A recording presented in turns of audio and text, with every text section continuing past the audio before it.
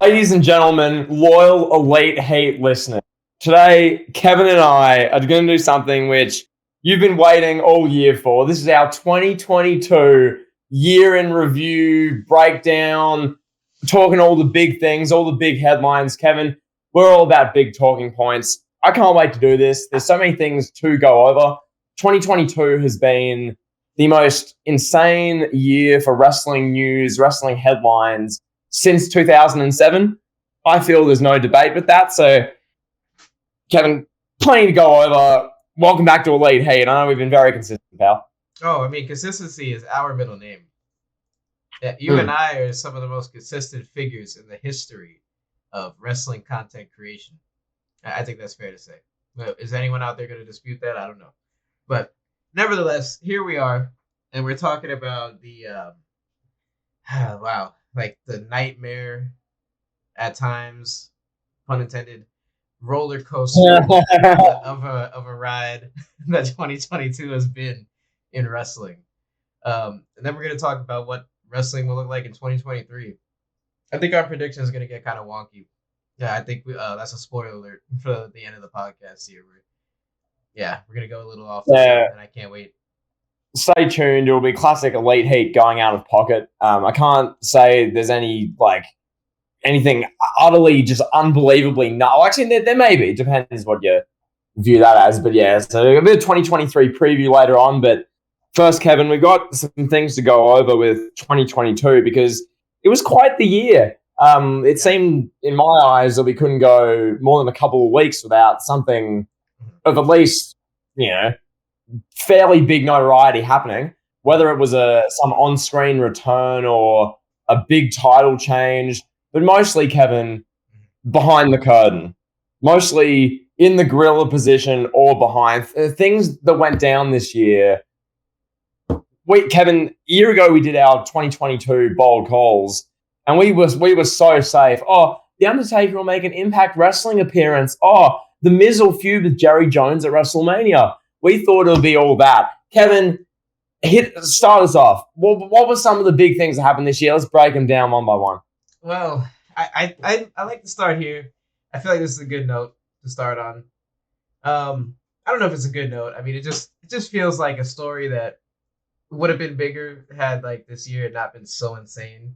But it's something that's kind of just like gone to the rail side, the wayside.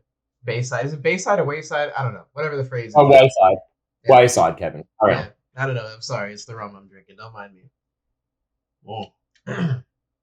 So, Ric Flair wrestled his last match in 2022. And this was something that I don't think anybody was asking for. I don't think anybody was sitting at the edge of their seat thinking, wow, I want to see Ric Flair wrestle again. I don't think that was a thing. But nevertheless, we got it. Here we are. Ric Flair faked a heart attack in this match. There was this indie show that was built around Ric Flair having his last match. It took place in Tennessee or somewhere in the Southern Territories. And yeah, here we are. We had Ric Flair teaming with his son-in-law, Andrade El Idolo, to face Jay Lethal and Jeff Jarrett. And I want to ask you, like, when you saw like the rumors and the rumblings that Ric Flair wanted to wrestle again, and then I know you were probably thinking, that's not possible. And then you see the training video of him with Jay Lethal and him training with Andrade, and you're like, it's still like that's crazy. Ric Flair's not actually going to wrestle a match. Like, what were you thinking of this, like in the build-up? Pal, can I just say on that point you made, no one single person who follows wrestling or cares about anything was sat in their homes during the heart of a lethal, deadly global pandemic from 2020 through 2022. No one sat there thinking, damn, the one thing I want right now is a Ric Flair match. A new, fresh Ric Flair final match. And pal, that's what we got this year. We got Ric Flair wrestling in the South. And Kevin, as they say, what happens in the South should stay in the South, pal. This was terrible. And Kevin, your question about my reaction to seeing Ric Flair's training video, then this last match. Kevin, watching a 73-year-old man fake a heart attack in front of his loved ones, we could go on about this all day. We really could. We could ramble on and on and on. we only want to just touch on this because there's plenty more to get to, and this is a bit morbid. Kevin, probably it's 2022. Lots happened. I don't want to say it was the worst thing, but the sheer visual of a 73-year-old Ric Flair clutching his heart, collapsing on the ground, screaming during his last match, it's just awful. Just, Kevin, truly terrible. The training video was unnecessary. The match was even more unnecessary. Just dreadful. Any other thoughts on this, or can we just move on, please? No, I'm going to the next one. In a little bit more lighthearted news. Yes. It's something that I guess like it became a big deal for a lot of the wrong reasons, a lot of the circumstances behind it, but it was AEW and Tony Khan purchasing Ring of Honor. This was like, I mean, it was a big news story, but it was big news because it came out that Tony Khan paid like $40 million for Ring of Honor. And everybody was like, oh, what is wrong with this guy? Like, he's just flaunting daddy's money around. But, the number ended up being closer to like 4 million, 3.5 in that area. Nothing crazy. He's bringing back ROH Honor Club. I don't really know what that is. I guess that's a subscription service where you can watch any Ring of Honor show, pal. Past and present and future. So, yeah, there's that. Kevin, excuse me. Thanks to Tony Khan, you can now watch Ring of Honor Final Battle from 2009. Aren't you grateful? Yeah, pal. I can't wait to watch Austin Aries do a double backflips onto Bryan Danielson. Yeah, no. But anyway, Tony Khan bought Ring of Honor. Once again, in another year, this was like, I don't know, 2019 or 2020. This is like a really like massive, like one of the biggest things of the year. In 2022, this is like, it's a top 10 story, but it's just not top 5. Ring of Honor, obviously, Kevin, in the 2000s, this was the farming ground of Samoa Joe, Bryan Danielson, our favorite, Phil Brooks, CM Punk, who we'll get to later, and a litany of other, like Tyler Black, and all these great indie performers who've pioneered the 2000s and current day wrestling as we know it. Ring of Honor was the farming ground for them, and Kevin as well. Recent years, the Elite, Cody Rhodes, etc.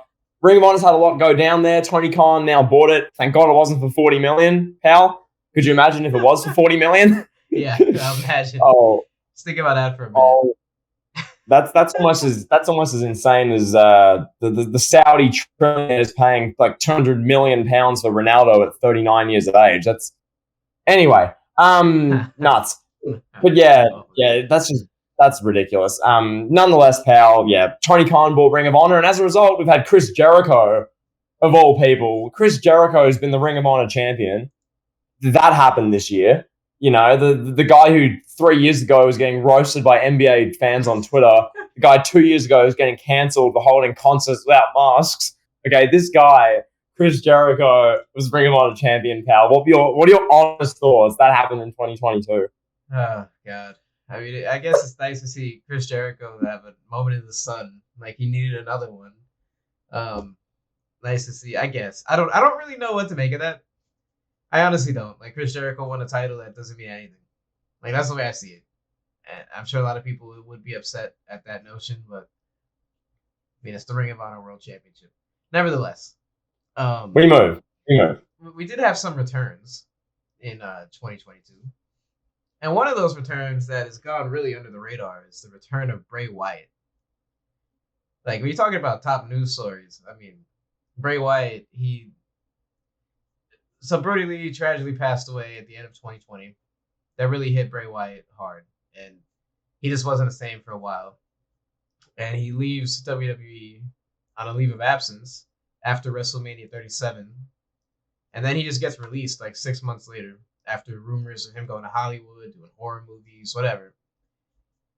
He gets released due to budget cuts that Vince McMahon used to pay out his hush money. But I digress. Oh my. Carry on. Yeah, Bray Wyatt is back. About a year later? A year after he gets released, he returns at Extreme Rules. And It seems like everything he's doing is not really being talked about enough.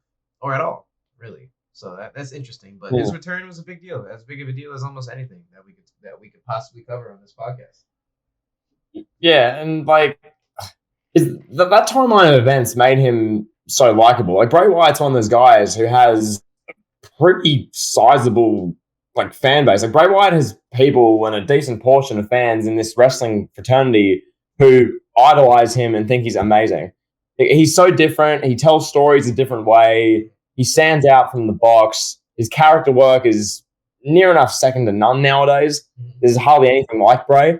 So for him to be gone literally over a year after he was unceremoniously released in August of 2021, which Kevin, can I just say, I remember that day so vividly. The reaction, especially on wrestling Twitter, you'd have thought Vince McMahon legitimately shot someone. There was a mad freak out, and yeah, that was something. Kevin, fast forward to September of this year, Extreme Rules, Bray's back, and it was a legitimate, like, proper babyface reception. I remember that promo he cut on the SmackDown after. He's like pouring his heart out in the ring. It's like about all the things he's been through. I didn't think he had what it took anymore. Like one of these like genuine babyface promos where the wrestler is like speaking as the person, essentially. Just great stuff. And as you're alluding to there, has it sort of not died out because he did do a solid segment on SmackDown to close the year with LA Knight, but like the buzz has gone away as it naturally does. It's been now 3 and a bit months, 4 months. So Kevin, as you allude to, the hype isn't as insane as it was. But yeah, it's still pretty crazy. Bray returned after being like fired, and that's just barely spoken of either. That's just another thing that happened, pal. Yeah, literally another thing that happened in a banner year for wrestling news. I don't think we're ever going to get a year like 2022 ever again. I don't know if we'll get anything in the ilk of 2022 in the recent future, I guess you could say. The next 5-10 years, I don't know. I don't know if we'll see anything like this. Maybe in the next 15 years we'll get something like this. I don't know how we can. Like, because realistically, I just want to make this point for a moment. Feel free to elaborate. But you look at now where wrestling's at. We've had some of like the big dominoes fall this year, which we'll allude to very shortly. And going forward, what's really left as far as like major wrestling news and headlines? Like, I guess we'll get to this later, but stuff like Reigns just like leaving for good and ditching WWE being sold to like Disney or whoever, and heaven forbid any wrestler tragedy that happens. Like that's really the only other big domino news pieces I can think of now. Like 2022 has had so many that now there's hardly anything left, and what would be left to make it a banner year going forward is so extreme. So Kevin, thoughts on that, and feel free to carry us on. Yeah, absolutely. And I mean, I want to transition, and I want to transition to a news story that was so monumental at the time when it happened, and it's really like, again, this is a story that would be, and this happens in 2017. This is one of the biggest stories of that year. We lost a legend in the wrestling business. We lost a pioneer. We lost one of the most influential wrestlers of all time, Scott Hall. In 2022, and I believe it was in May, or was it March? Was it March when Scott Hall passed away? March. Yeah, if I want it, yeah. March. Let me fact check this. We'll fact check that, but just Kevin, I know personally, March. He passed away in March. Yeah. I'm too young to have I never watched Scott Hall and Razor Ramon during his heyday during the 90s. I'd never witnessed it, but obviously having the beauty of the network and everything, and going back and seeing Scott Hall, the character he played, how great he was ahead of his time in many ways. Just how much charisma he had. He was just a naturally larger-than-life, charismatic figure. He was what, in many ways, a wrestler should be. And he was a part of the NWO, one of the biggest, if not the biggest groups in wrestling history, the most influential groups. He was so great on the mic. Once again, I mentioned the charisma, had some great matches, just a true wrestling legend, Kevin, a pioneer. And the fact that he tragically isn't with us anymore is genuinely upsetting. But yeah, what a legacy he left behind. Yeah, he's probably a guy that was way ahead of his time. You put like prime Scott Hall and you put him in today's era of WWE, he's gonna be the biggest thing going, or one of the top 3. I mean, I guess it speaks to the talent that was around back then, the people that were trying to be wrestlers. But Scott Hall stood out above the rest, and This was like, I remember when the news first broke out that he was like in critical condition. Nobody knew that he was sick. Nobody knew that he was having surgery. No, or not sick, but nobody knew that he was having hip surgery. You know, he didn't have any illnesses that we know of. He just couldn't handle the surgery, and that was it. Just didn't make it, and it was crazy. It was like it took over the wrestling world, and it really it's tragic when you lose someone like that. I mean, he was 63, lived a pretty long life, but you know, you think people like Scott Hall are just gonna live forever, you know? 100%. 100%. And I will say, Kevin, this is just my opinion. Obviously, it's sad to lose anyone in the wrestling space. This 2022 was not like the worst year in recent memory for wrestler deaths. I remember 2020 was particularly bad, and that had a lot of them with notorious and big time wrestlers who passed away. But 2022 did have a number of them. Scott Hall being the main one. So yeah, all the wrestlers who were lost this year, want to acknowledge them and just say thanks for all the contributions they made to the industry, pal. Because not everyone is Hulk Hogan, not everyone's Cena. A lot of wrestlers, wrestle to make the wrestling industry go. So yeah, I thought it's just worth a mention. Absolutely. So, yeah, I mean, Don West passed away today as we're recording this. So TNA legend, color commentator. Condolences to him and his family. Sucks. But yeah. So to transition, Kevin, should we switch gears to something a bit more, I guess, more lively, more vibrant, more crazy? Kevin, switch gears for us. You be Michael Cole. Yeah, I'm gonna switch gears there, John. I mean, again, this would be like the biggest story in wrestling. Again, if this happened a few years ago. So this is like a two-parter because it was a massive news. Basically, Cody Rhodes dominated headlines for majority of the first half of this year in WWE. First, this was the first big bombshell of the entire year. Cody leaves AEW. That's a big story in and of itself. And then he returns to WWE at WrestleMania 38. Another big story in and of itself. He leaves AEW. He cuts this weird promo on Dynamite in his last appearance. That's it. You never see him again on that show. And then he shows up at WrestleMania 38. He looks like this big star. He has the big entrance. He has everything that made him the American Nightmare and made him the Cody Rhodes that we saw outside of WWE. The theme song, the look, the tattoo, the wrestling style. Yeah. He always had charisma. I think most people would agree. Cody always had charisma. But it was just different. He felt like a star. He got this huge reaction. He faces Seth Rollins, who's as good of an opponent as you could possibly have at WrestleMania on the big stage. It just doesn't get any better than that. The two deliver a good match. They end up having one of, if not the best storylines of the entire year in 2022. Yep. But, I mean, first of all, I'll ask you, what did you think? Firstly, what did you think about Cody leaving AEW? That was a shocker. And obviously now in hindsight, it makes a bit more sense. Because Kevin, we talked about this a lot when we were, I know we joked about this before, but we were much more consistent, like a year ago, year and a half ago, even like upwards of 2 years ago. We talk about it consistently, how Cody Rhodes, he didn't fit that AEW traditional mold. Right. In a company filled with, we named it like circus acrobats, aka guys just doing high spots and who couldn't cut a promo. In a company filled with that, Cody was out the front doing these Shakespearean monologues, these overdramatic 20-minute promo segments where he's mentioning racism in Georgia, he's calling out Anthony a go-go, he's cutting 10-minute promos crying about his unborn son or child. He's cutting promos, like all these things. He's doing promos about MJF, like where he's like crying for 15 minutes. Kevin, lo and behold, Cody really didn't fit in. And who knows what'll come out about Cody Rhodes and backstage stuff in AEW. But what we do know is that Cody left.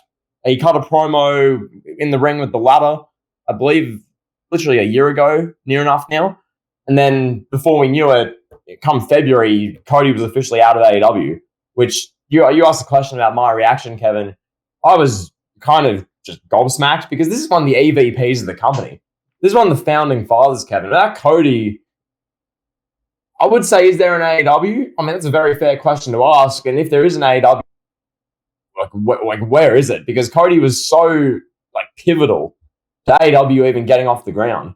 Him and what he did in 2016, 17, 18 laid the foundation for him and the other founding fathers to lead AEW and get them off the ground. So, Kevin, to answer your question, I was shocked, simply shocked. Yeah, I mean, Cody brought the big vision to the Indies, to Ring of Honor, to those guys, to the Young Bucks and Kenny Omega and all those dudes. He brought the big vision that they didn't have.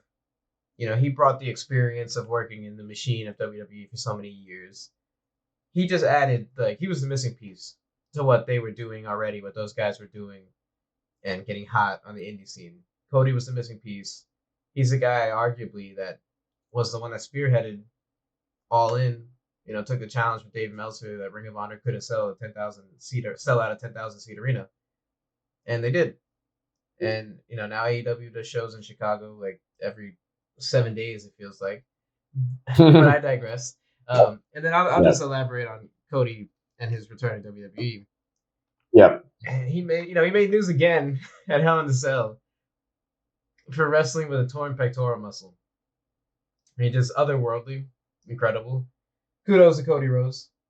He became the big star that he wanted to be and he knew he could be for all those years. And a lot of the fan base, I guess a lot of fans felt validated too because there were so many Cody Rhodes fans. You think back from 2009 to 2012, 13, 14. There were always that fan base of Cody that were like, this guy has something. Can't describe it, but he has something. And he showed everyone what that something was in 2022. It took him a long time to get there. It was an unlikely road, a lot of hard work. But now he's on, and I don't think he's going back. Cody's going to be at WWE for life, it seems like. And he's going to be one of the biggest stars the company has while he's going. If Roman were to leave tomorrow, Cody's the face of the company, arguably. That's insane. Yeah, I know. And Kevin, I just want to make one point about that. Cody's return and to WWE, I touched on the AEW thing just a minute ago, but the way he came into WWE, that moment, you mentioned before, everything with WrestleMania, Seth Rollins is the opponent, the stage. I remember the moment Cody left AEW, people were saying, kind of what now? Would Cody go back to New Japan? Would he just go off and do reality TV? Would he take a year off and just be a dad for a bit? What would he do? Most people were most people had common sense. They'd probably go to WWE. Will that be any good? Because, Kevin, we knew Cody Rhodes. I'll speak for myself here, and you can feel free to chime in. When Cody Rhodes was in WWE for all those years, he was a mid-card guy. He had little glimpses as a main eventer. I remember in 2013, they did the stuff with the Rhodes family and the Shield.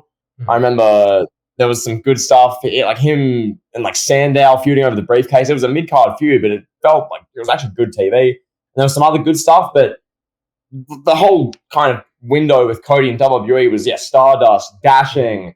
It was tag teams with the Rhodes Scholars. It was when the Legacy was decent. He was a supporting actor or main eventer, but he was really just a mid-card guy. So he had the kind of mid-card tag associated with him. In his first run, he did everything we mentioned there with making AEW and everything there and being the founding father of it almost. And then he comes to WWE again.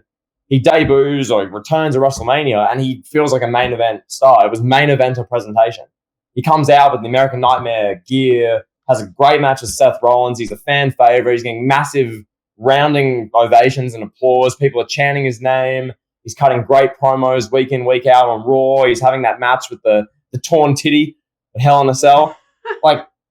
It was a hero's ovation. He's now made it as a main eventer. Kevin, now people are wondering when the next Cody segment's going to be on Raw.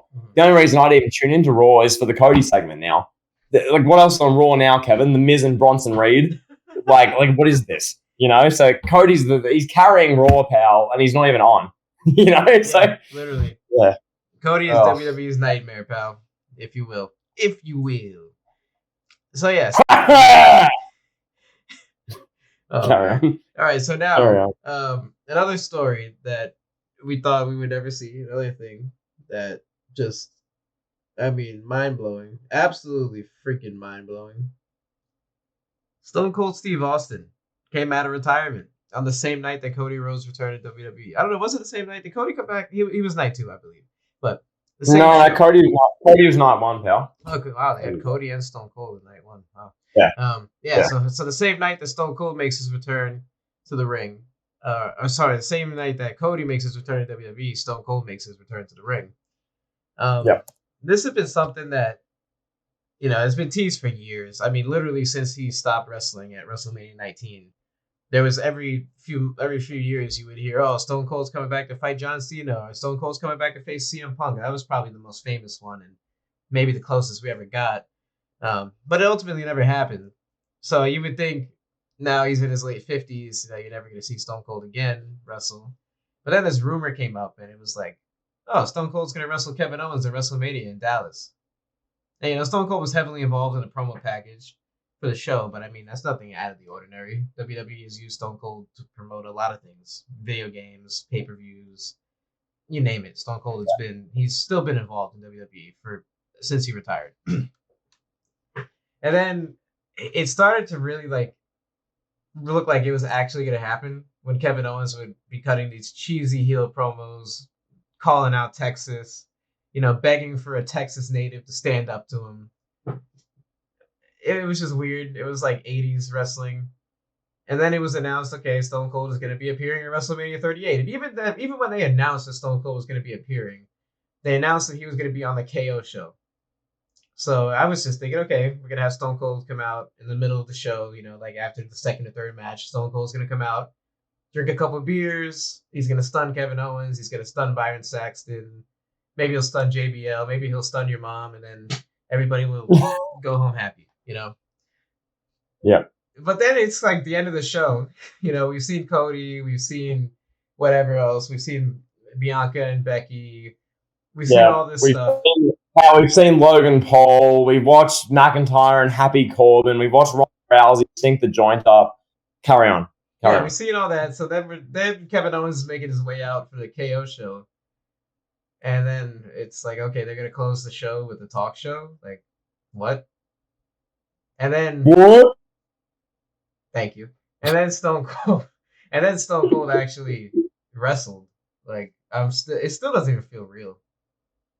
I can't believe it. Stone Cold wrestled at 38. I can't believe it. I mean, not at 38. At WrestleMania 38. He wrestled at 58 at WrestleMania 38. Yeah. There we go. Pal, the fact that in 2022 Steve Austin wrestled, it was always one of those things, to me at least, that you thought might maybe happen, but probably not. And even then, you touched on the build where Kevin Owens is wearing a cowboy hat saying that Texas sucks and he hates Texas. And I remember the story came out about Steve Austin and a certain other individual wrestling at this show, and I was like, no way. Just get stuffed. That's not happening. Even if Steve Austin wrestles, he'll probably be bad. He'll probably break his neck again. There's no way they actually do something with Austin wrestling. Nice try. The last chance he had to wrestle was 10 years ago against Philip Jack Brooks. They didn't do it. Now it's too late. But they proved Steve Austin, Owens, everyone involved proved doubters like myself and many others wrong well and truly, Kevin. It was a damn fun match. It was a 14-minute no-holds barred match. It flew by. Steve Austin wore the shirt and he beat up Owens for a bit, played his best hits. Owens got a couple moves in. It was just awesome. A great way to end a night of WrestleMania in Texas. It really was fantastic. I loved it. A lot of people loved it as well. And just crazy. This year, Stone Cold wrestled. The last time we could have said that was in 2003. That's mad. So, yeah, awesome. Awesome, Kevin. Awesome. Yeah, and I thought for sure when the Punk match didn't happen in 2013, 2014, I thought for sure he was never going to come back. That was I felt like that was it. And then here he is. And the match, let's talk about the match itself for a minute. it was not a technical mat classic, and Stone Cold was really ever known for that to begin with. But it was a Stone Cold match. There was stomping a mud hole, a lot of punches, good action outside the ring. Steve Austin didn't take too many crazy risks, and I'm sure that's why he was in there with Kevin Owens. Kevin Owens is, I'm sure, one of the safer guys. He has a reputation for being one of the safer guys, I'm sure, backstage in the ring, or else Stone Cold wouldn't have wanted to work with him. So, I mean, it speaks volumes to what WWE thinks of Kevin Owens. I mean, if you ever think Kevin Owens is leaving WWE after he main evented a WrestleMania with Stone Cold, I don't think it's going to happen. And Kevin, just one thing, keep in mind, literally this time 1 year ago, there was a heap of carry-on, a heap of commotion. Oh, Kevin Owens is dissatisfied with WWE. Kevin Owens to AEW. Owens to AEW. Oh, he's disgruntled. He's not enjoying his time in WWE.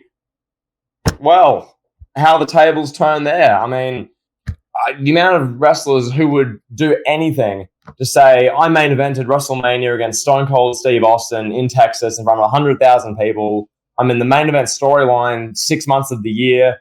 Like, Owens has feuded with the Bloodline for several months this year. He was pretty the main star of the War Games team that opposed the Bloodline. He was teamed with Cena on the last night of the year on SmackDown. Like, Kevin, Owens has had a phenomenal 2022. He really has. This main event against Stone Cold was great. You can carry on a bit more if you want about that, but yeah, it was just awesome stuff. I loved it. Yeah, absolutely incredible. I mean, Stone Cold, he's here. Maybe he's going to wrestle again next year. I don't know. But it was, if he doesn't wrestle ever again, it was a great swan song in Dallas, Texas, in his home state. Went out on top, main event. Doesn't get any bigger than that. And yeah, I mean, I guess this is what the 2 nights of WrestleMania affords us, is fun moments like this. But so now, on to the next story here that I want to touch on. And I think this story really, a lot of people thought this was a work when Sasha Banks and Naomi walked out of WWE prior to Raw. I'll never forget the clip of Michael Cole and Corey Graves announcing that Sasha and Naomi didn't show up for work is something that'll probably never leave my mind from a wrestling standpoint. It was so weird. It felt like it has storyline written all over it. Is I guess what I'm trying to say. But then it turned out to be real. And we haven't seen either one of these women in WWE since that time. I believe it was in early May. And we don't know really why. There's no specific singular reason that was given from either party why they walked out. And I guess we'll never know. Maybe one day Naomi will talk about why she left, or Sasha will talk about why she left on a YouTube channel or whatever's around in 25 years. But for now, all we know is what we've heard in the dirt sheets, that they were unhappy with creative. And what that means, I don't know. I mean, they were tag team champions at the time of them leaving. But it was just weird. Just weird. It was just another piece to the drama-filled year that WWE has been. And I guess this was the first big drama that we saw. Yeah, this this came before any of the other drama that we saw this year in WWE. Yeah, what did you think about this? Talk to me.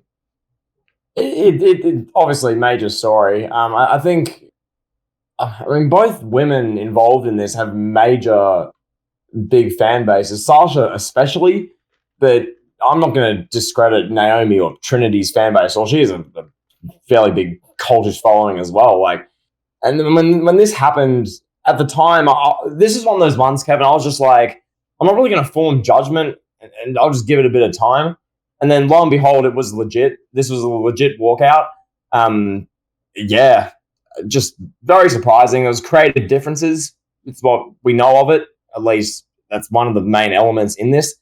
Maybe there was some other stuff, which we might find out about at a later date. But yeah, just really surprising. Sasha Banks in the modern era for women's wrestling is one of the greats. Where you rank her, I've seen people say she's the best women's wrestler of the modern era and ever, which, in my opinion, is a little bit of an overreach, but she's not far from it. She's one of the best women's wrestlers who's ever laced the boots. So major story. Naomi's nothing to sneeze at either. She was, a great talent when she was wrestling. Now she's doing catwalk modeling and whatever other else. So, yeah, big story, pal. And once again, if this was in 2019, which this actually did happen, Sasha Banks had a similar thing in 2019. This was like the second biggest story of the year. So in any other year, this is far and away the biggest story. But in 2022, it's just one of them. It happened. It was big, but there was like three stories which were objectively more like, oh my god, than this, which is nuts. Yeah, exactly. And I think the fact that, like you alluded to, we've seen something like this happen before, where Sasha's had creative differences with WWE and the way she's being used. So maybe that is the reason why this didn't hit the same. And it's definitely because of the things that obviously happened that we're going to talk about and that we've already talked about that overshadowed. And remember just like Sasha's first creative differences falling out with WWE when they had Sasha and Bayley as the inaugural women's tag champs. They come steaming into WrestleMania and they lose to a nobody Australian team called the Iconics, and then they're just taken off TV. And Sasha was like, "F this, bye." I'm like, it was just honestly unbelievable. But yeah, carry on. Sorry, I cut you off there. That's okay. And now we don't know why they left. I mean, I at the time, and I guess ever since its coronation, the WWE Women's Tag Team Championships have not been a priority, to say the least. Especially at the time when these two ladies left, like it was at an all-time low. Like the morale, the around the division, the stigma, everything was just the quality of matches, the TV time, everything was at an all-time low. So I don't know. We'll never know, or maybe we'll find out one day. But for now, we don't know. And yeah, I mean, Sasha Banks is on her way to AEW, so that's an early spoiler to predictions that we have. Very much so, pal. And they can the guarantee. Yeah. Oh. Yeah, oh wow. Wow. Yeah. Isn't that's spicy, there, John? Oh wow. It's Elite Heat's getting a bit steamy. Best we open the window. All right, so I want you to take the lead on this next story because this involves your favorite wrestler of all time. Yep. Please inform us on this week. Yeah. Now, I assume you're referring to one Philip J. Brooks? Yes, sir. CM Punk, the chick magnet Punk, Chicago-made Punk, the Second City Saint, the voice of the voiceless, the best in the world, CM Punk. Thank you, pal. Look, last year, so in 2021, now I don't know when we're going to post this, but in 2021, Punk's return was major. That was one of the biggest, if not the biggest story. In my book, that was the biggest thing of 2021, unless I'm forgetting something blatantly obvious. Punk and AEW, especially when it was first conceived, was like, oh my God, wow. And so CM Punk, he carries the AEW torch. He wins the AEW title from Hangman Page at Double or Nothing 2021 or 2022. Sorry, he's the big top dog. But Kevin, I guess bubbling under the surface, lo and behold, as we found out from that faithful media scrum, pal, there was a bit of tension in the All Elite Wrestling locker room. There was a bit of friction there, John. So lo and behold, Phil Brooks, he wins the AEW World Championship officially from Jon Moxley at All Out 2022. Right. And they do the media scrum. And Punk's sitting there. He's all bloodied. He's all, he's just had this match. He's literally injured as well. That doesn't help. He's all this. Tony Khan, his boss, is sitting next to him. And he unleashes one of the all-time wrestling tirades about how unprofessional the EVPs are, aka how unprofessional his management is, as the person who made those EVPs is right next to him. He unleashes on how unprofessional the talent is, namely Colt Cabana, namely, and no, not MJF per se, but mainly just the talent in the company. He did mention MJF by name. Oh yeah, he's going on about just unprofessionalism, how he's sick and disgruntled, and he's tired of it, and he has to keep trying. Colt Cabana's mother's bank account. Don't forget that as well. I know, like this big carry on. Which, look, Kevin, at the time, my opinion was very much CM Punk shouldn't have said that. He was unprofessional. He's showing his true colors. blah. I don't really mention the Elite. With retrospect of 4 months being past now, I think both parties, CM Punk, the Elite, and Tony Khan, came off looking, both, all three, came off looking as bad as each other. Punk, yes, most of what he said was probably true, and most of it is, in my opinion. Yeah. But the reality is, you don't say that, and you don't say that in the manner he came off spiteful, hateful, unprofessional, and the platform as well as the newly crowned AEW World Champion saying that stuff. Really poor from him, in my opinion. Yep. Then you got the Elite pal. This was the fateful moment, which Kevin, we could look back upon this as the moment that caused the death of AEW. You never know. When the Elite, Matt Jackson, Nick Jackson from Rancho Cucamonga, Kenny Omega, they come, they hear this media scrum where Phil Brooks has just unleashed this tirade. The Elite see this, that they're probably sitting there with their trios championship belts. They go, oh, damn, Punk said that. Let's go bash in his locker room door, kick the door down with our employee and world champion. Let's bash the door in, assault him, as well as the best friend and the best friend's family and the best friend's family's dog. Well, let's just create an absolute scene. We're EVPs. Let's beat up our employee and world champion. Now, whether they came to the locker room thinking that, that's what's happened, pal. That's what went down. And Tony Khan, he was just, during Punk's media scrum, sitting there like some 5-year-old at the dinner table as his parents are having an argument, just, okay, just sitting there, beady eyes, looking like he has no clue what's happening.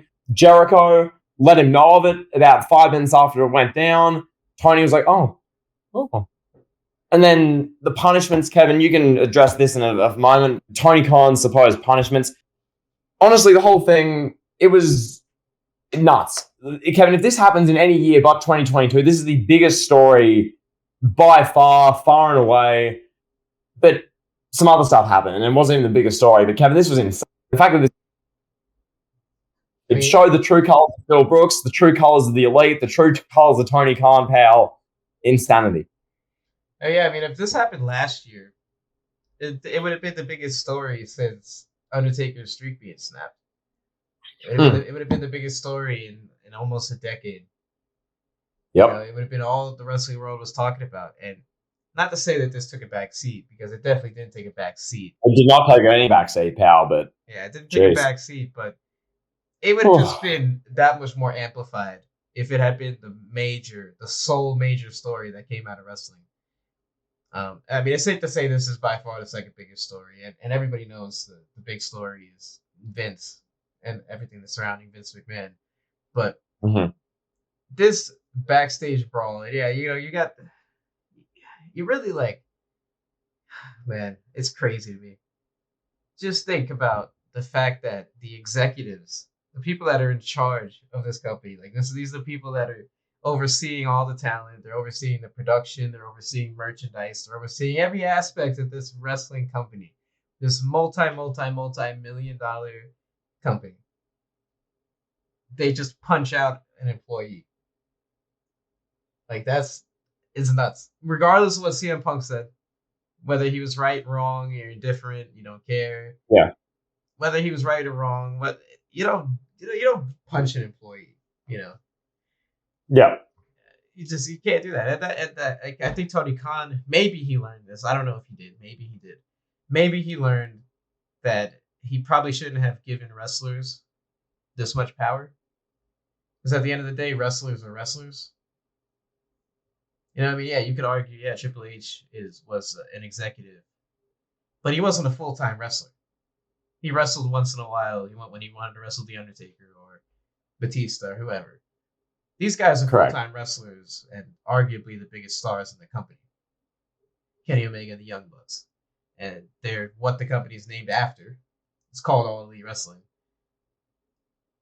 So, I don't know if it was just a bad move. I think it was a bad move on Tony Khan's part, giving them that much power.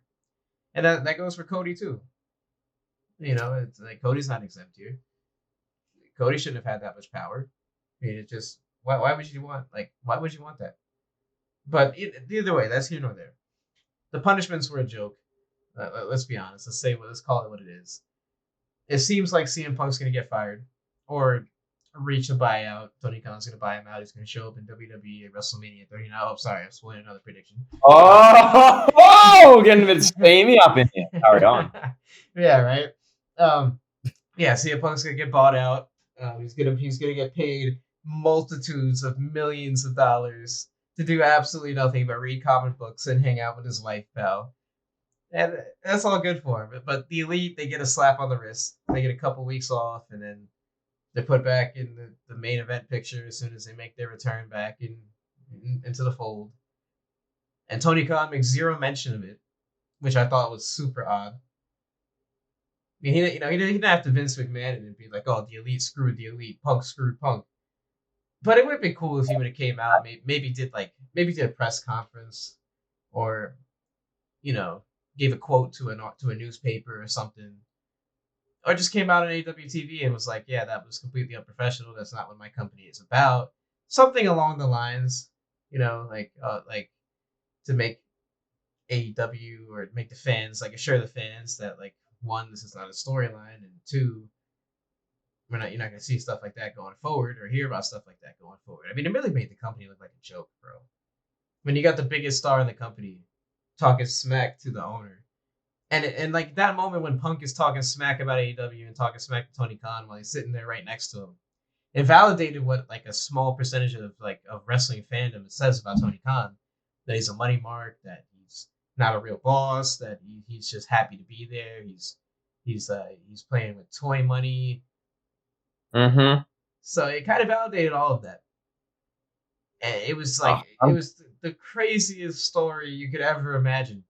It was just crazy. It was already on top of what was a banner year for wrestling news, to say the least. Yep. We're a month removed from Vince retiring, and then all of a sudden CM Punk's sitting there eating a muffin talking about Colt Cabana's mother's bank account, and Matt Jackson punches him in the face afterwards. And I don't know what wrestling, my brain broke at that point. Couldn't handle anymore. Yeah, it was sensory overload for Kevin. Kevin, it broke you so much you just didn't upload since. It broke you. It just Yeah. But no, for real, it was nuts. I mean, to be fair, I'm literally the exact same, so I can't comment. But yeah, it was nutty. That happened. That happened this year. CM Punk. I mean, people back in the day, 10 years ago, very select few were calling Phil Brooks out for literally getting to the top, for breaking the fourth wall and not being able to cut one good promo that doesn't involve bitching about someone for real or shooting or breaking the fourth wall or saying stuff you're not supposed to say. There were people that had those criticisms of Punk a decade ago. I was not one of them. I was a massive Punk fan a decade ago when I was growing up, my favorite wrestler alongside Cena. Now, as time went on, and we saw it just amplified exponentially from that media scrum you touched on before, Kevin.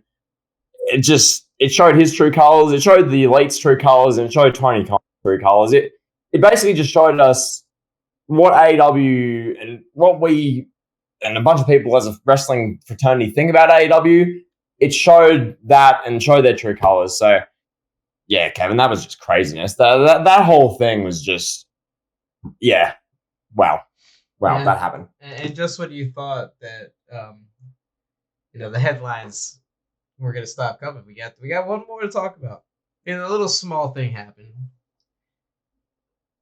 Vince McMahon. Are you referring to William Regal, pal? You're referring to a page in ring return?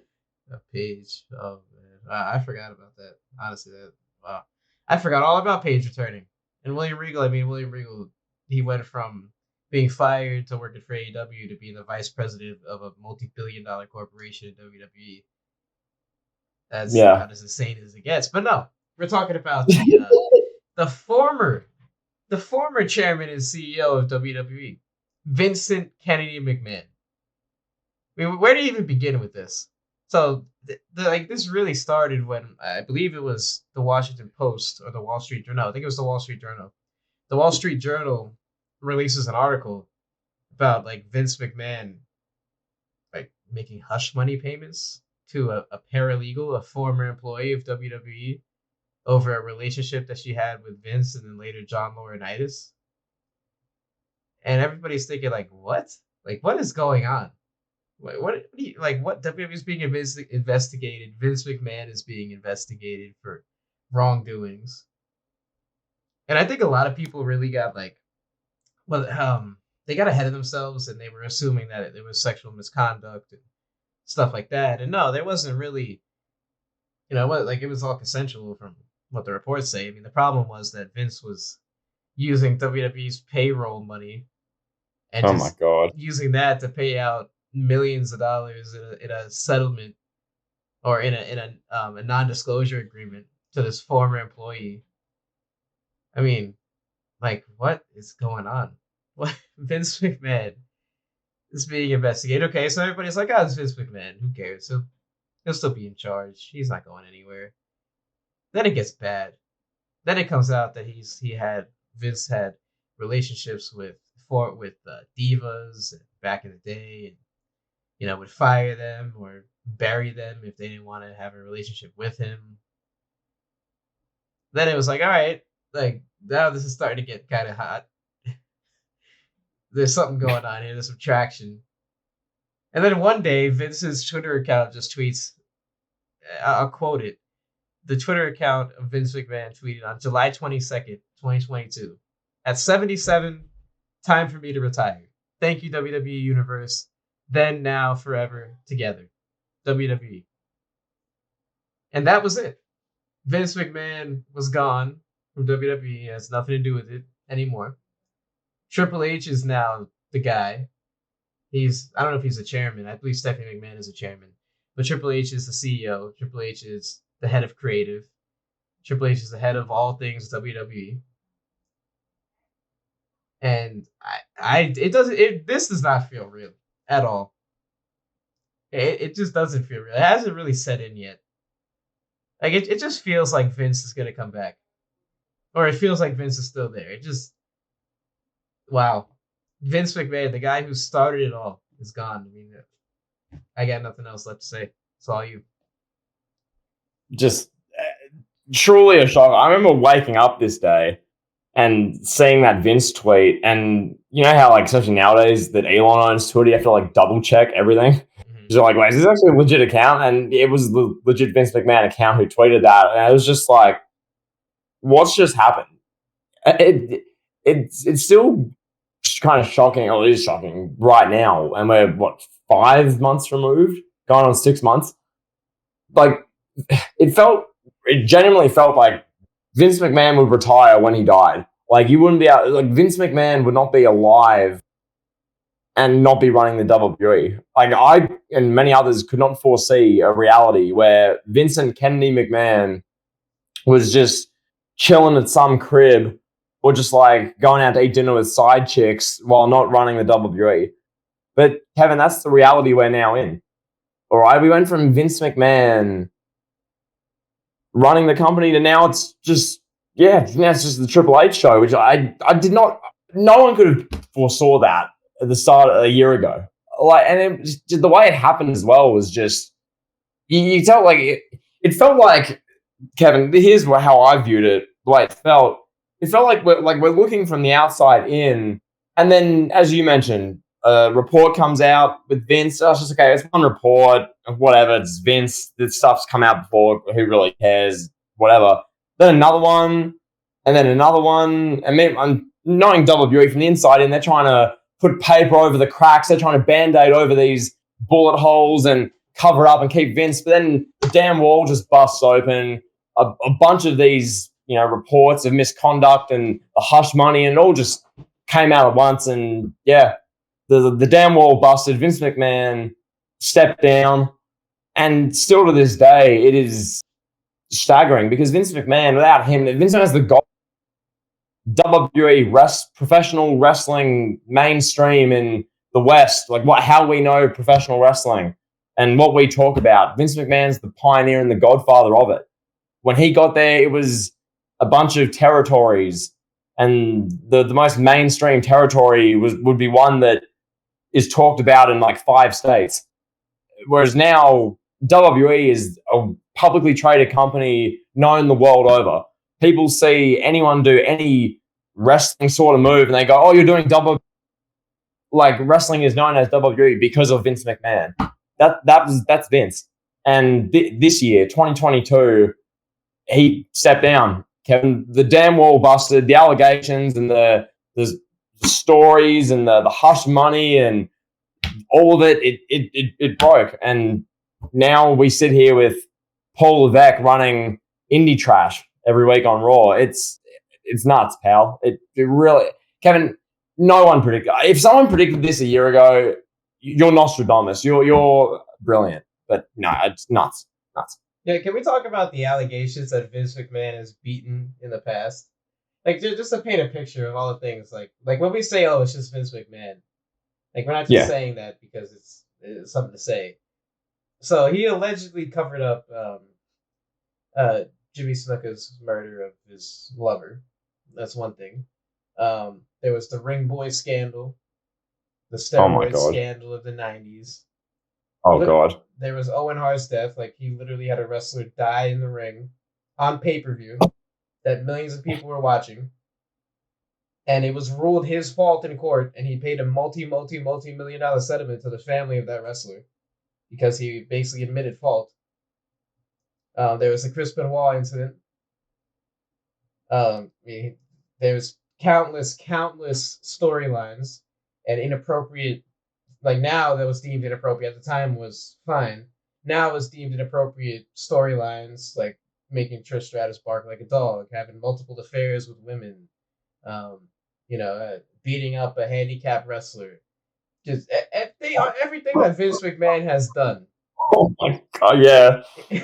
He's made it through everything. There's so many things this man has done. He's been sued. How many wrestlers have sued him? You've had wrestlers blaming him for them having CTE. Wrestlers suing him for not paying him enough. All the beefs with Hulk Hogan, Ultimate Warrior, Stone Cold. You name it, and then some. So it's not like we just say, okay, it's Vince McMahon. Just to say, like I said, just to say that, just because it's something to say. Like, it was just like, okay, this is another story on Vince McMahon. We've seen a million trillion stories. He's been sued before. He's had this. He's paid out settlements. There's been allegations before. Man, it's just okay. It's Vince McMahon. He'll be fine. He'll still be the CEO. Like, I wonder how bad this must be. It must be really bad for him to retire. After all the things I just mentioned, this story must have been really bad, and we probably only know like 20%, if that, of what actually happened.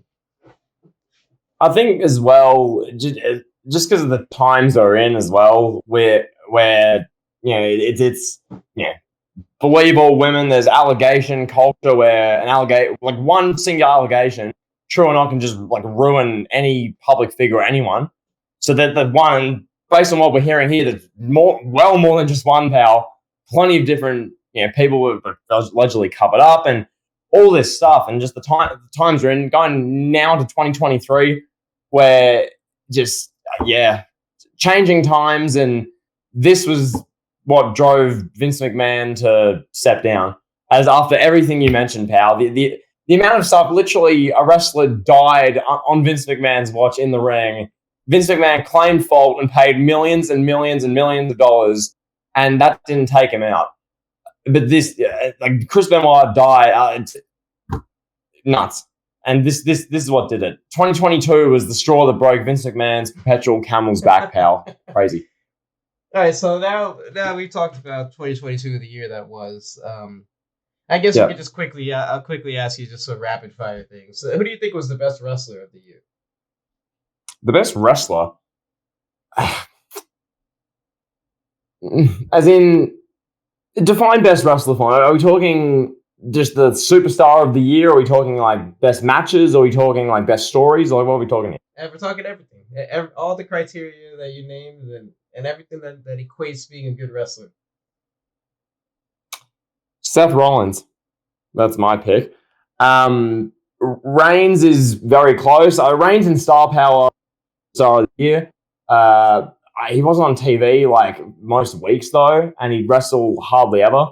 But in my opinion, Seth Rollins or any of the Shield guys, to be honest, like keeping any of the Shield guys. But yeah, what are your thoughts, pal? Yeah, I think I was gonna say Moxley. I think you could argue John Moxley. For sure. Yeah. I mean, Rollins and Moxley carried their respective companies. Roman Reigns is part time, so now Rollins is, and Cody was hurt, so Rollins was the guy that was there throughout the whole calendar year. I Yeah. mean, it. And the fact of the matter is, Seth Rollins had a losing record in 2022. Like, he lost like most of his matches. So he's so good at what he does. So yeah. Anyway, Kevin, carry on with the rapid fire, pal. Yeah, Keep it carry. match of the year, Cody versus Rollins, Hell in a Cell? Question mark. Yes, that's mine. But yeah, to me, that's the match of the year. The just the visuals, the drama. You felt watching that match, like because of Cody and the torn titty. Like, oh god, that was an emotional match. Pay per view of the year. Oof. Actually, I'll ask you that first. What's your pay per view of the year, pal? I mean, the I guess like what a lot of people would pick, the common choice would be like Forbidden Door. I wasn't crazy about Forbidden Door. For me, I'd have to say WrestleMania 38. Night one. Yeah, night one. Yeah, I should specify. Yeah, night one. That's my answer. That was gonna be my answer because, like, just the fact that we saw Stone Cold wrestle an entertaining match, we saw Cody's insane return. Becky and Belair was an awesome match. It was just an easy show to watch. It flew by. Like, to me, that was just the clear show. And it was WrestleMania. 100,000 people there, massive production, WWE's biggest show. It's a no-brainer in my book. And the worst pay-per-view, the Royal Rumble? Yeah, by far. The Royal Rumble was an atrocity, Kevin. It was no debate. Yeah, Vince McMahon fired his own son for putting together that show. So, yeah. That says enough about how bad it was. How WWE legend Randy Orton was in his hometown, favored to win the Rumble. He ran in and got eliminated within a minute and wasn't even in the final few. It was a disaster. It was terrible. It was garbage. Oh my god. Female of the year, Bianca Belair. No debate. Bianca Belair, that's easy. Easy one. Yeah, it's not even close. Storyline of the year? Storyline of the year. I want to say Sami Zayn and the Bloodline. To be honest, I will say, yeah, Sami Zayn and the Bloodline. To me, that was the storyline of the year. The most entertaining week in, week out. It's been going on now several months. And whatever segment they do, I really find it captivating. Or, Kevin, you could say CM Punk and the Elite, but is that even a storyline? Waits to be said. I mean, if you want to, just to give another alternative, would be Punk and MJF. I thought that was a great storyline. And it would have been, I think it could have been in the running for storyline of the year had, those guys, him and the Elite, had just been professional for a moment. But hey, I digress. Kevin, what about the BCC and Chris Jericho having matches and Claudio having matches every week for 6 months? What about that? Wasn't that good? Oh yeah, pal. Yeah, that was good. Did you enjoy those great Jericho and Claudio versus Bryan and like that kept happening every anyway? The European uppercuts, pal. Oh, they're so crispy, aren't they? Carry on. Next. Wow. Am I missing something? Am I missing a category? No. Tag team of the year. Oh God. The Usos. You got it. Yeah, I mean, just because they've been champions all year and they're in the main stable. Yeah. Objectively, I'd say the Usos. I was trying to think whether there's anyone else I could do as a dark horse pick there, John. I know. Hit Row, pal. Hit Row. The Acclaimed. Yeah. That's a more objective good pick. But I think Hit Row with that guy who nearly died doing the suicide dive. Wow. Pal, let's get to the 2023 predictions. And I'm coming in hot. I'm starting this off. We're going to start off where we left off with our 2022 year in closing.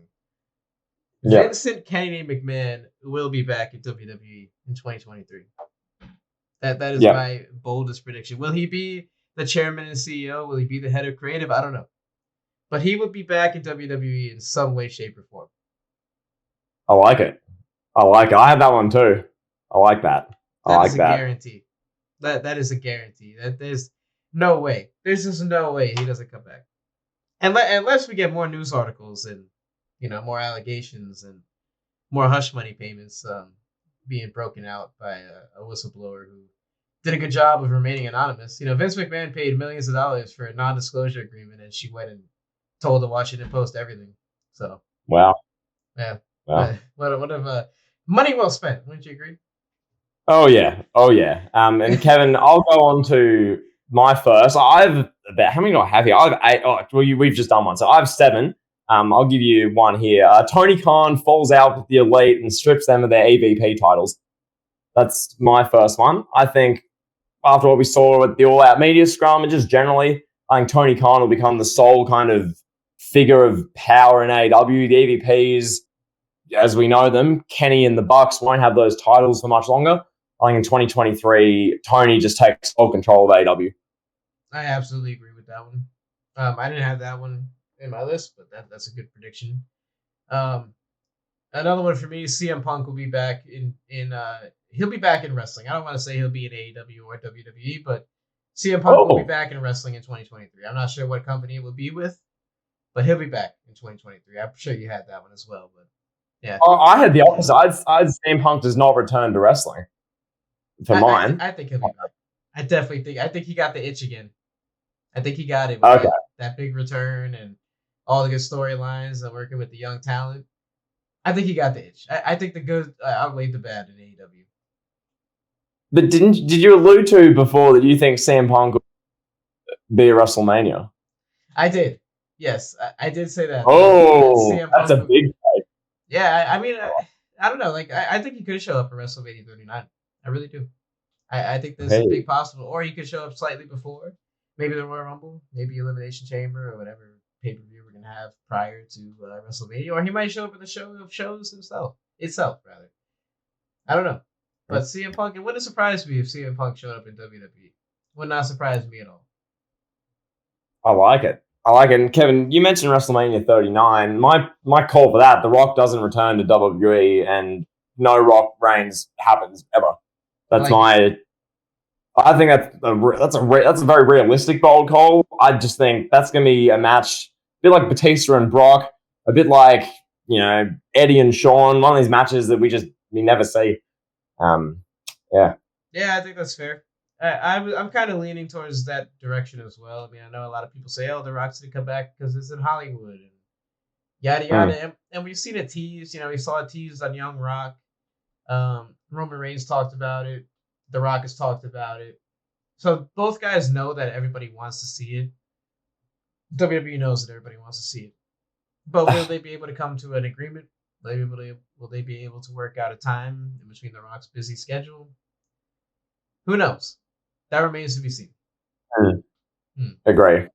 Do you have another one for us, pal? I've got a couple more. Yeah, go ahead. Give us another one. Do you want my Actually, I'll build up to the boldest one. So I'll do a couple of these, which are a bit more tame. Charlotte Flair breaks Cena and Ric Flair's record in 2023.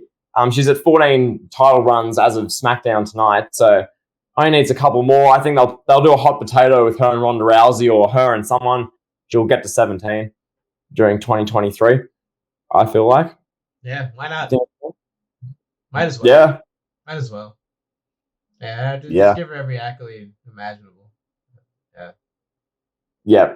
I have as well. NXT is taken off of television. That's just mine. I don't know whether that's going to be through WWE opting for it or the USA Network. I don't know. But that's just my take. That's just my call. I've got Edge retires once and for all. He has his last match, maybe a SummerSlam, maybe Wrestle. I don't know. But Edge calls time on what's been an incredible comeback, a phenomenal 3 and a bit years. I think Edge will call time. Well, yeah, with that one. I mean, I can see it. Yeah, he's almost 40. I mean, not 40. He's almost 50. So I can see it. Yeah, and then are you ready for the big one, pal? Let's hear it. So this concerns the tribal chief. So Solo Sikoa dethrones Roman Reigns, Triple H and Batista style, where the dude who stands still looking like, the unstoppable force turns babyface and dethrones Roman. That's my first prediction. And then after that, I think Roman Reigns leaves WWE and goes to Hollywood and becomes just fully part-time and barely shows up as of 2024. I like it. So I like so that. I like that Solo Sikoa. I think that would be a dope story. yeah, because I was watching SmackDown tonight, right? And you got at the ringside, you got the Usos, Heyman, like the Usos are carrying on. Heyman's all emotional. Sikoa's just staying there like Batista did back in the day with Evolution. I'm like, that would be really good if they did that. It just, yeah. So they're my calls, pal. Yeah, feel free to offer some more thoughts. But yeah, that's what I think for 2022 or 2023. Sorry. Well, I have another one. It's not, I don't know if it's super bold, but I think AEW Rampage will get canceled in 2023. Oh God, yeah. Yeah, I'd agree. I just don't see that getting renewed, especially now that they own Ring of Honor, and we're getting Honor Club, the phenomenal subscription service, which is $9.99. I don't know, even still don't know what Honor Club is, but you know, I think AEW Rampage is gone. You can see it happening, I'm sure. Yeah. My call is just AEW Rampage gets renamed to AEW Honor, just because they own Ring of Honor. That's my prayer. I think they'll be renamed. Maybe change of time slot, or they'll change it. I don't think they'll be taken off of TV. That's my prediction, but who knows? But yeah, something's got to change with Rampage. It's not. When it came in, I was like, oh, this is cool, but yeah, no, it's not it anymore. That's my opinion. But yeah, there you go, pal. It's been, I'd say, unless there's anything else you want to put here. Yeah, I'm trying to think of anything bold. I'm trying to go bold, but I can't think of any. Nothing really strikes my mind. Oh well, I mean Sasha Banks in AEW. I think that's is that even bold anymore? Yeah. I think that's gonna happen for sure. AEW signs a game-changing ex-WWE former NXT mid-carder to be a game-changer on Raw. Like stuff like that's just who cares? It's par for course in wrestling. Sasha I'm trying to think. I'm trying to think what like a bold call could be for someone like Sami Zayn. I think WWE going to strap the rocket to Sami Zayn, but I just don't. I'd love to see where that's going to go. Because yeah, I mean he's going to be a big babyface component in WWE, but I don't know what they're going to do. Same with Cody. It waits to be seen. Should be interesting. Oh yeah, speaking of predictions, yeah, I have to disagree with your Solo Sikoa prediction because I think Cody is going to he's going to overthrow Roman Reigns from his throne. Yeah, that's fair. That's very fair. Yeah, I can't dispute that too much. I just think my prediction is still Solo, but yeah. How many side chicks will Vince McMahon be photographed with in 2020? How high can you count? Yeah, no, I don't know. I like that. Yeah, I think that's all I have really. There's some Kevin. I will say our bold calls and predictions for 2023 destroy our ones of 20. Actually, I got another one. I think what will happen at WrestleMania, because we saw the big news with Stephen A. Smith wanting to be a part of WWE. We're going to get a match. We're going to have Kendrick Perkins with Stephen A. in his corner versus Shannon Sharp and Bayless in his corner. And what's going to happen? We're going to have a turn, and we're going to have Skip Bayless and Stephen A. Smith hug at the end of the match and like turn on Shannon Sharp. That's what I think is going to happen. Skip Bayless says you don't have enough rings to Shannon Sharp. Yeah, Skip low blows Shannon Sharp in the middle of the ring and like Stephen A. and there's like a pop. That's what I think is going to happen. That would be hilarious. That would be amazing. And they just end. I think Undisputed as a show is ending in 2023. Skip and Shannon. I think that's lasting the end of the year. It's my other prediction. What about MJF going to WWE? That's a 2024 and beyond thing. That's not next year. He'll be AEW champion for like half or more of next year, and then who knows? And then he'll show up at WrestleMania 40. Could you imagine? Hey guys, I'm here. Welcome. Yeah, like the WrestleMania 40 main event. You got Cody Rhodes. Like he's crying. He's just defeated. Who knows? He just had this like epic match and defended the Universal title. And then MJF comes out and like the place just like erupts, and then Twitter's just like, oh, ex-AEW talent carrying WWE. Just God. Yeah, then Tony Khan becomes the guy, pal. You get Tony Khan, like they do like a a live stream. Tony Khan goes in the official AEW YouTube channel, has like a seizure on stream. Oh my god! Wow. And no, we're not going to predict JD from New York to collapse on stream like we did last year, Brian. Yeah. So sure. Yeah, we did predict that one. Yeah. Yeah, So there you go, pal. NY, pal. What a shout! What a way to close the podcast, pal. Pal. Wow, it's been a good year. It's hopefully, I don't know, our consistency for next year. See where life takes us, pal. But yeah, it's been a good year, 2022. I know, Kevin. Hopefully, WWE can leave you alone, especially with the copyright claims. And you can have your channel scot free, and you can, your channel can pop off and everything like that, and the Elite Heat can pop off as well. And yeah, there you go. Yes, sir. I mean, 2022 was great. It was great talking about this lovely wrestling with you every single week because we're consistent here at Elite Heat. So, yeah. Till the next one.